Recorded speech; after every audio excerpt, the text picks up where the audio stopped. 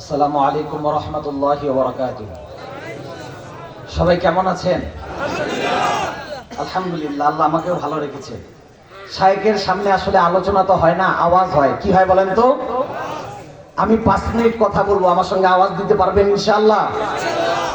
শায়েখ ওঠার আগে আমি দেখি আপনাদের শক্তিটুক কেমন আছে, তাই না?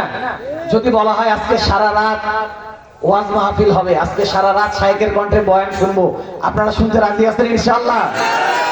আচ্ছা দেখেন, আপনাদের সামনে হাফেজে কোরআনদেরকে পাগড়ি দেওয়া হয়েছে, ঠিক না?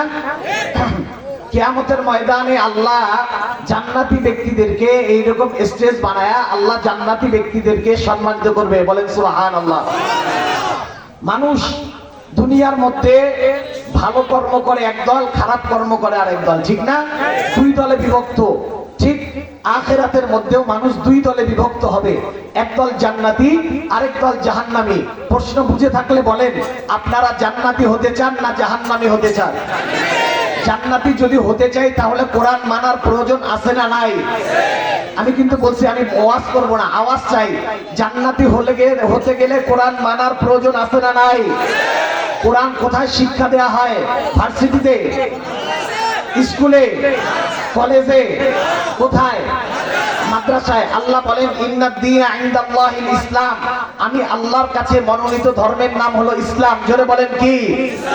ইসলাম কিয়ামতের শুরুতে, পৃথিবীর শুরু লগ্ন থেকে নিয়ে কিয়ামত পর্যন্ত ইসলাম ছিল, ইসলাম আছে, ইসলাম থাকবে। জোরে বলতে হবে কথা, ঠিক কিনা? ইসলামকে নিষেধ করা যাবে? মসজিদকে বন্ধ করা যাবে? মাদ্রাসাকে বন্ধ করা যাবে? দীপনগর সাহেবপুর মাদ্রাসার পবিত্র জমিন থেকে আমরা বলে দিতে চাই, আজকে হাফেজদের মাথায় আমরা পাগড়ি দিয়ে এটাই প্রমাণ করেছি, পৃথিবীর শুরু লগ্ন থেকে নিয়ে ইসলামের আওয়াজ ছিল, ইসলাম ছিল, মসজিদ ছিল, মাদ্রাসা ছিল, কোরআন ছিল, ওলামায়ে কেরাম ছিল, মাদ্রাসার ছাত্ররা ছিল, ধর্মপ্রাণ মুসলমানরা ছিল। এরা থাকবে, তন্ত্রমন্ত্র বন্ধ হবে। ইসলাম ছিল, ইসলাম থাকবে। ইসলামকে বাদ দিয়ে, ইসলামকে মাইনাস করে আল্লাহর এই জমিনে কোরআনকে বাদ দিয়ে কোন তন্ত্রমন্ত্রকে গায়েব করতে দেব না, গায়েব করতে দেব না, গায়েব করতে দেব না। কথা বলে ঠিক কিনা?